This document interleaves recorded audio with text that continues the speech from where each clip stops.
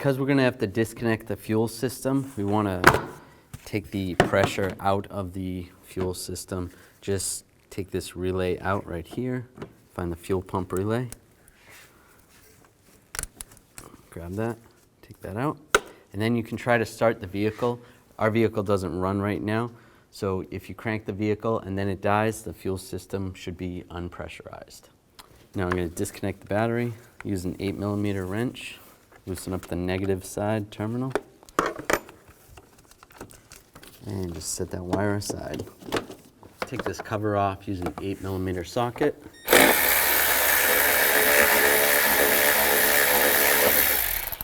And slide it off.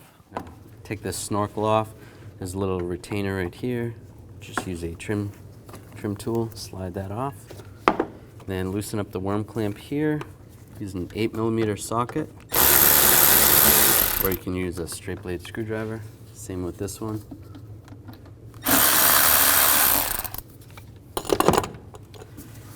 Grab the snorkel, slide it back, and slide it out. Take this nut off right here, use a 10mm socket. And then these two 10mm bolts, and then that one.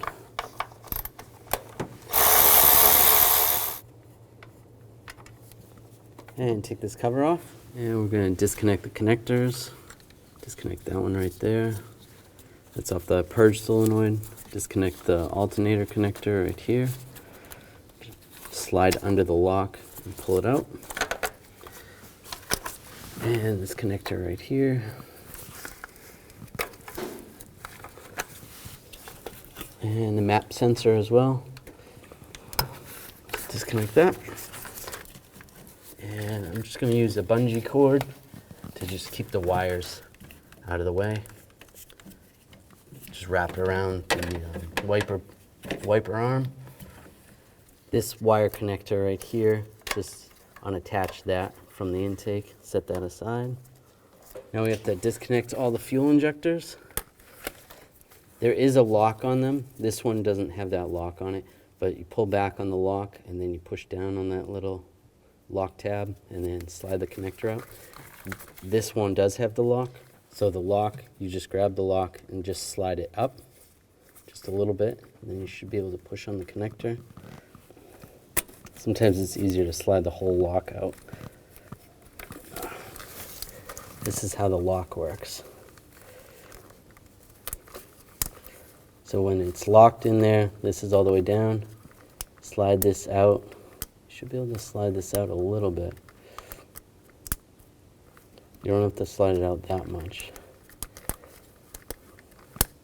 Okay, that's how it's locked. You should be able to slide it out to there and then push down on the tab and release it. But like I said, sometimes it's easier just to slide this whole thing out, push it down, slide it out. Do that for all 8 of them. Right, disconnect the connector to the throttle body. Just pull back on this little lock. Once it's back that far, push down on the tab, disconnect it. Now you could leave the throttle body attached. There's just coolant hoses that go to it. So you can either take those hoses off and just leave that all attached, take it all off with the intake, or take the throttle body off. I'm going to use a 10mm socket, take these nuts off. And sometimes the stud comes out completely, that's okay. Just get the other 2 out.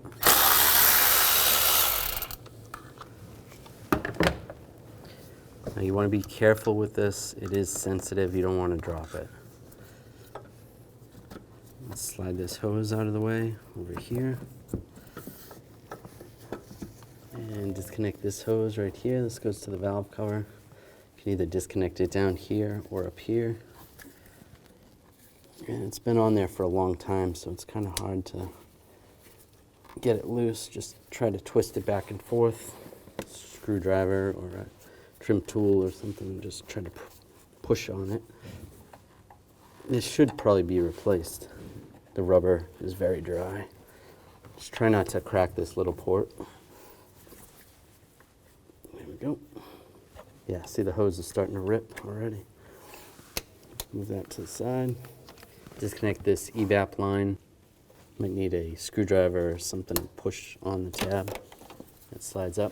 Now when we take the intake off, since I'm not pulling the injector rail up, we're just gonna have to feed this through there. So just keep that in mind.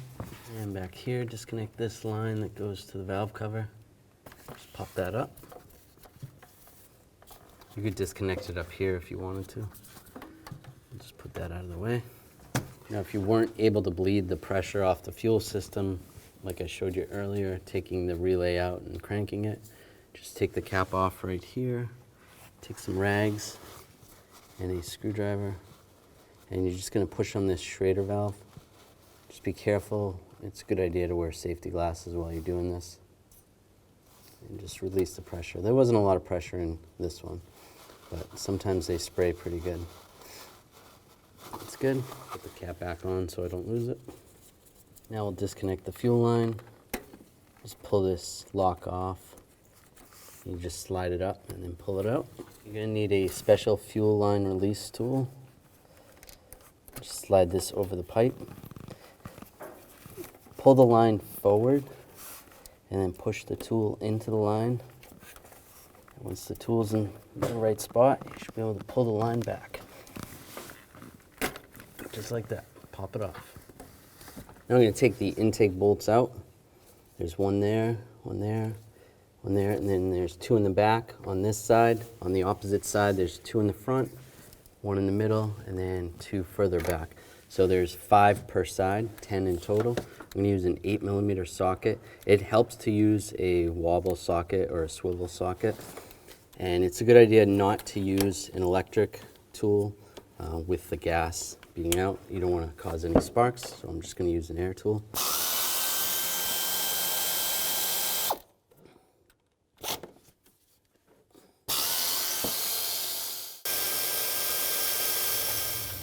All right, all those bolts are loose.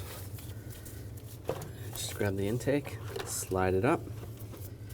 Just remember this hose has to go underneath the fuel rail over here.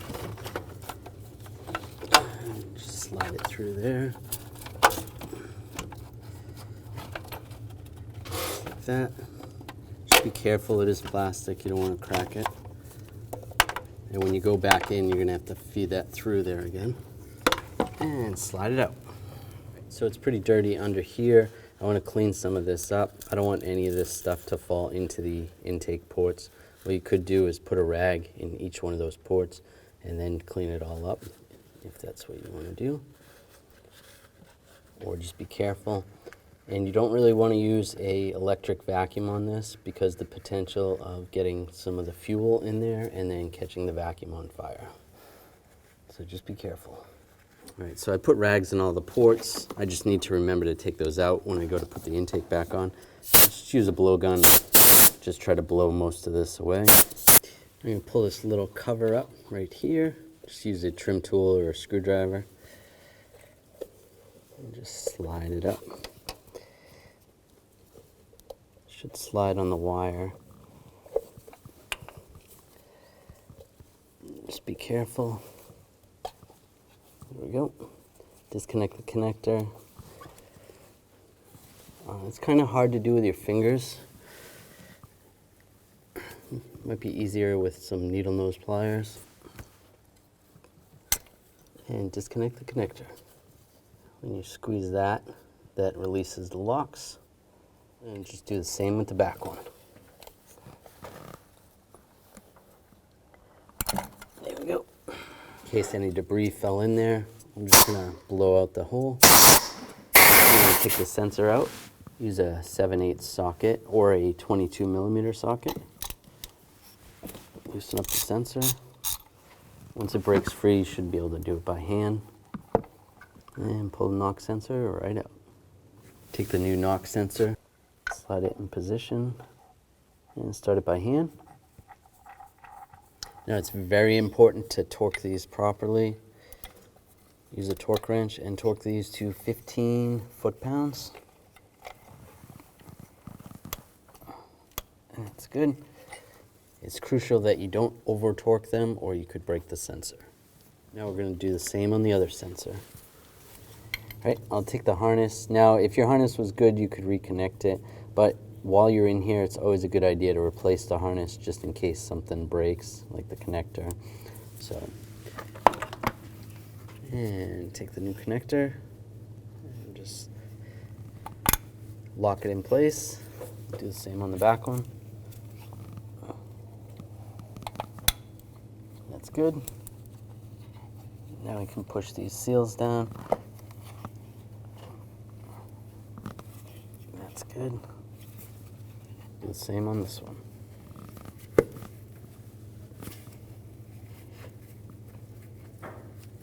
Perfect. Now you want to run the harness this way. Just have it sitting back here. So when we go to put the intake back on, we can plug it right back in. Before I put the intake on, I just want to take some brake parts cleaner and just clean the surfaces where the intake gasket is going to sit.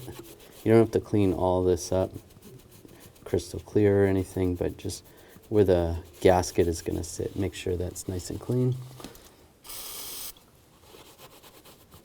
You can gently use a razor blade to clean some of this up. Just be careful. You don't want to gouge the metal, or you don't want to cut yourself.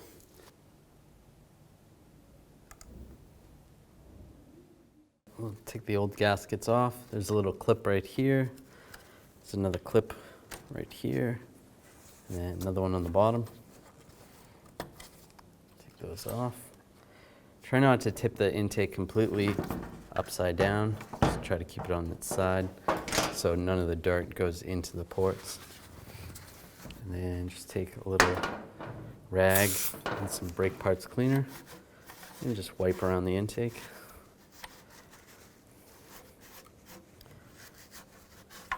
And take the new gasket, just line it up and click it into place right there. Right there and on the bottom. Make sure that looks good. Do the same on the other one. Don't forget to take these rags out. You can check all the ports, just look down and make sure there's nothing that went in there. You can always spray a little compressed air. Now when we go to put the intake back on, we have to slide this back through the fuel rail. You could always disconnect it right here and just put this on the intake and then reconnect it down there if that makes it easier for you. And take the intake.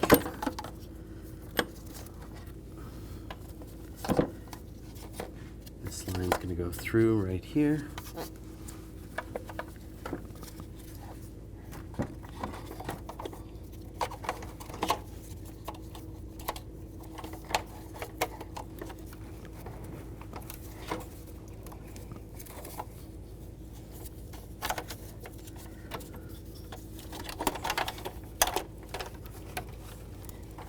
And just line it up this line.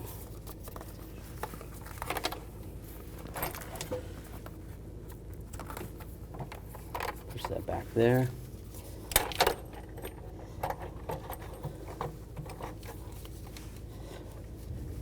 And just wiggle the intake a little bit. Make sure you didn't crush any of the wires. Make sure this wire is accessible. It goes to the knock sensors. We can actually put this, just attach that right there, right now, so you don't lose that. And get all the bolts started. Right, now I'm just gonna snug them down first. There is a sequence to tighten these up, but I'll snug them down first and then we'll do the torquing and the sequence after. So number one, I'm gonna torque this bolt to 44 inch-pounds, and that's the center one on the passenger side. That's number one. Number two is going to be the center one on the driver's side. Number three is going to be on the driver's side, the next one back. So number four, from the middle one, the next one forward. Number five, from the middle one, back one. Number six, on the driver's side, from the middle forward one. Number seven is the next one forward. Number 8 is the passenger side rear one. Number 9 is the driver's side rear. And number 10 is passenger side front one. So that was all the first pass. Now you're going to do the same sequence, and you're going to change your torque wrench to 88 inch-pounds and do the same exact sequence. Now we'll hook up the fuel line, just line that up, lock it in place, make sure that's good. Make sure you put this lock on, it just slides on and then locks down. It's just going to prevent it from coming off. Now hook up this line or hose right here. It goes to the valve cover. And hook this line up over here. Ours is split. This should be replaced, but it'll work for now. And the evap line. Just make sure it locks in place. And that's good.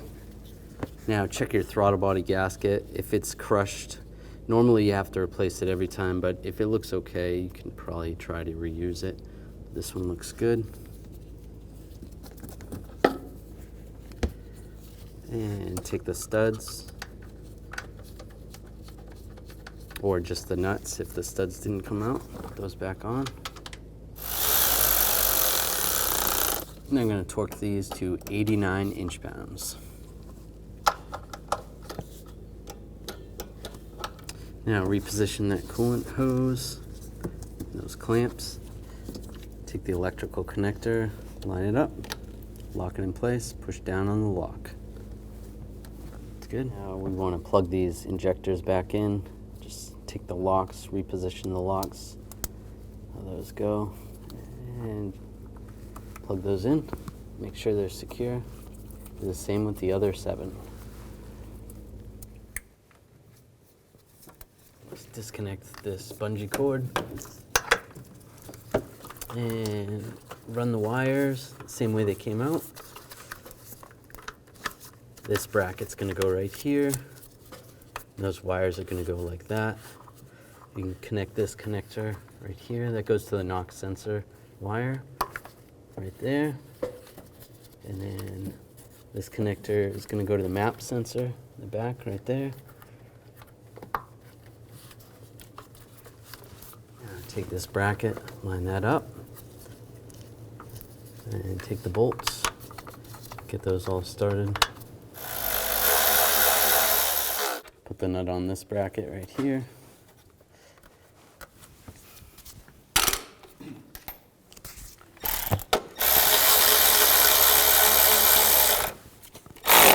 That's good. Take these connectors, plug in the alternator, and this purge valve, plug that one in. And take the snorkel, line it up. Put it over the intake, over the throttle body. Line this bracket up right here. And over the airbox, or mass airflow sensor. Tighten up this worm clamp right here. Just snug. And the same right here. Take the cover, line the cover up in the back. And get the bolts started.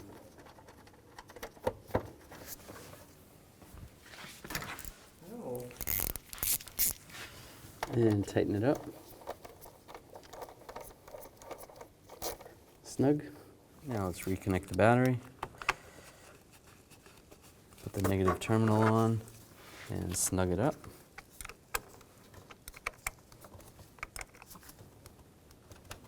And then wiggle it, make sure it's not loose, and you're good to go.